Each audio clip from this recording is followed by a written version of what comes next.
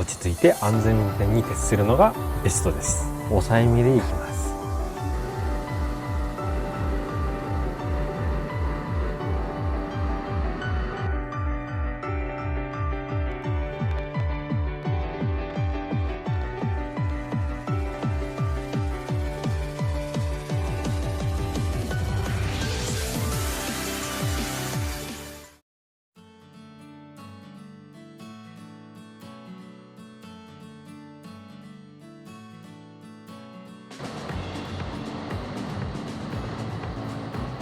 皆様サワディークラブ。東北系在北陸元ブロガーの元海軍兵曹長の孫です。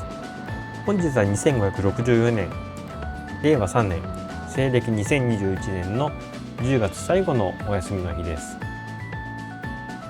今日はですね、蕎麦を食べに行きます。北陸地方特有のおろし蕎麦というやつですね。私、九州や関西に住んでいたんですけれども、そちらでおろしそばと言いますと、冷たい系のそばの上に大根おろしがちょこっと乗っていて、見た感じで大根おろし乗ってる、これおろしそばだなって分かるそばだったんですけども、北陸の方だとだいぶ違います。ボリューム5でもご紹介しました通り、つゆの中に辛味大根の汁エキスを混ぜた非常にヒリヒリと辛い、夏はシャキッとするようなそばです。もう秋なんですけどね。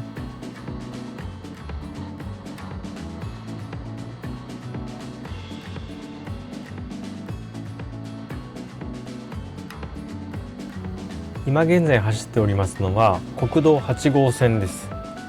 石川県と福井県を縦断する北陸の大動脈ですね。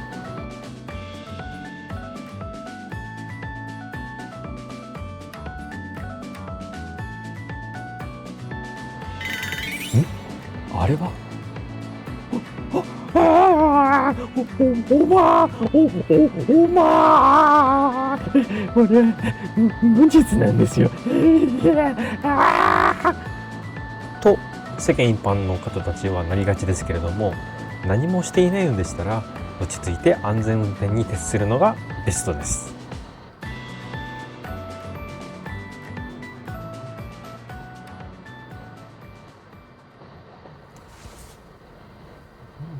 今から行くお蕎麦屋さんの名前は新保屋という名前なんですけれども、この名前のお蕎麦屋さん大阪にもありました。大阪の方のお蕎麦屋さんはですね、福井県を旅行した時に美味しいお蕎麦屋さんに一目惚れをしまして、でそこで修行をさせてもらってのれん分けして大阪で開店という流れだったんですね。ただそこのご主人が最近奇跡に入ってしまいまして、私も北陸地方の方に赴任する崖がありましたんで、じゃあその修行した場所を行ってみようかという次第であります。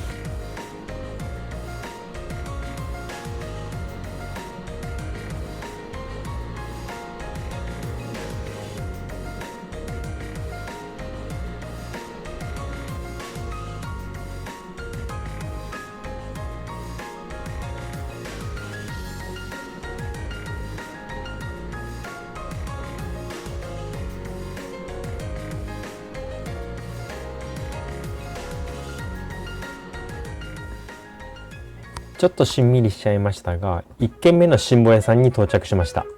福井県のあわら店です。こんな場所なんだって感じのところですね。初見では入りにくいというか、通り過ぎちゃう系の店構えですね。新保屋あわら店の店内はこんな感じですね。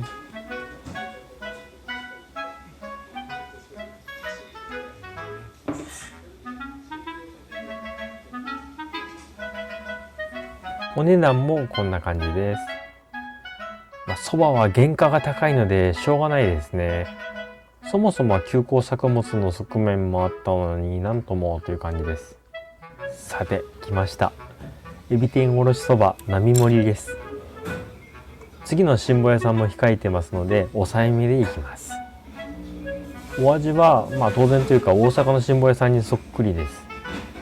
後でお店の方に聞いたところ、大阪のご主人が修行されたのはまさにこのあわら店だったそうで、私の来店数日前にも奥様がわざわざ挨拶に来られたということでした。なおここあわら店は妹さんで、堺店はお兄さんがされているということでした。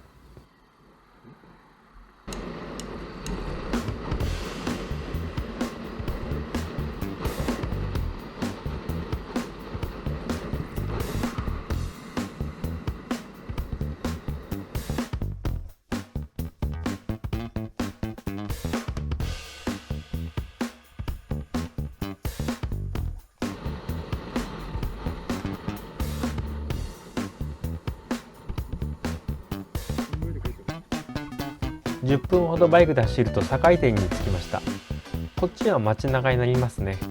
駐車場は裏手にありまして、ぐるっと回って入店します。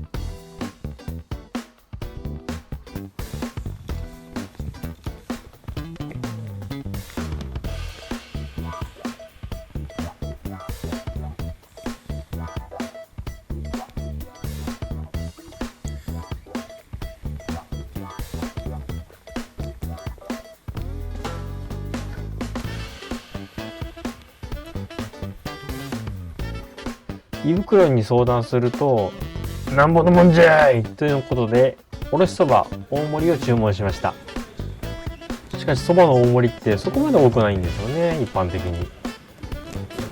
難なく食べられる量が来たんですが、辛味大根がすごい性能でした。わさびや唐辛子とも違う鼻や舌じゃなくて胃袋の方に響く辛味なんです。なんか5を出したはずの胃袋さんが悶絶してますけど、大丈夫でしょうかね。見た目の体積に対して含有している酵素の量を見誤ると大変なことになります。しかしこの辛味大根を使ったおろしそば、タイでも流行りそうな気がしますね。初期払いにはもってこいな料理なんですよ。もう冬が近いんですけどね。ちょっと辛味大根の破壊力がすごかったんで、やむを得ず日清そばを注文しました。仕方ないですね、これは。こちらはオーソドックスな味です。ただ日清そばっていうのは九州とかではほとんど見かけませんでした。なんでこんなもの作ったのっていうふうに思ってましたね。結構好きなんですけど。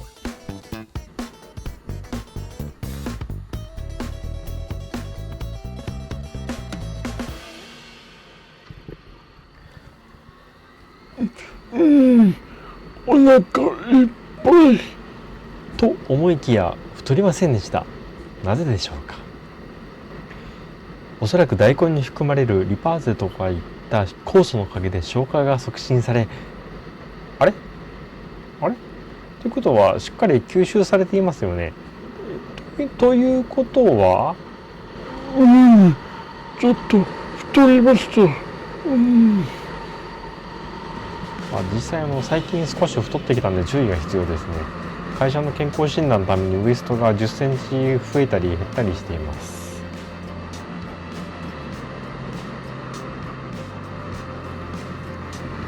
新保屋さんには本当お世話になりました。10年ぐらい前にバイク事故で入院していたことがありまして、その時私が新保屋さんのそばが大好きなのを友達たちが知ってましたんで、わざわざ病室までデリバリーをしてくれました。友達がですね。本来デリバリーには対応してなかったと思うんですけどね。お団子が入るようなパックにそばとネギをギュッと入れてもらいまして、で辛味大根の汁の入った溶かしたつゆがですね、これがカブトムシの蜜が入ってるようなパックっていうか、うなぎのタレが入ってるっていうか、ああいった角型のボトルキャップ付きのパックですね。わかるかな。それに入れてもらいまして、美味しかったですね。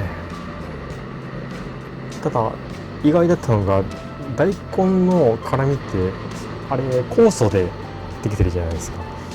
酵素成分なんで時間が経つと綺麗に飛んじゃうんですよね。作っていただいて多分30分かあれ経ってると思うんですけども、そのためか全然辛くなかったのを覚えてます。辛くないはずなのに涙が頬を伝いって感じでしたね。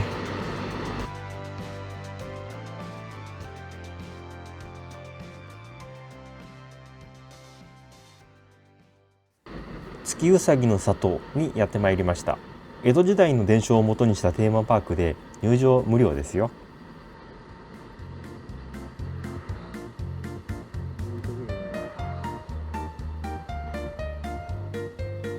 ところで皆様、可愛いキャラクターってお好きですか？私、恥ずかしながら可愛いキャラクターに目がなくてですね、勝手に宣伝となってしまいますが、 LINE ステッカークリエイターの辻夏美さん制作のラブラブもちもちうさぎ、これいいですよね。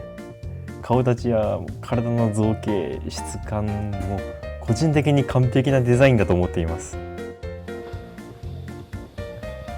昔から気になってるんですけれども、現実のうさぎと漫画のうさぎって造形が違いすぎませんかね。まあどっちも可愛いんでいいですけどね。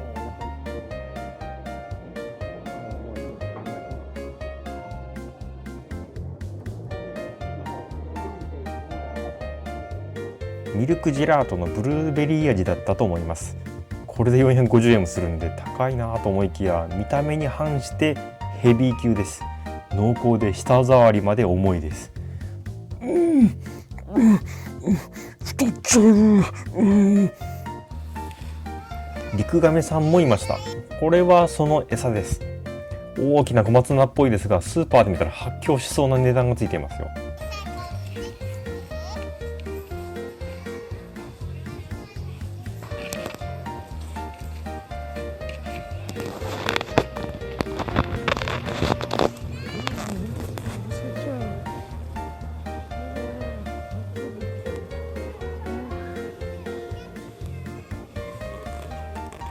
楽しめたよ、可愛かったよという方はチャンネル登録は別に良いとして高評価ボタンをポチッとお願いいたします。それではまた別の動画でお会いいたしましょう。バイバイ。君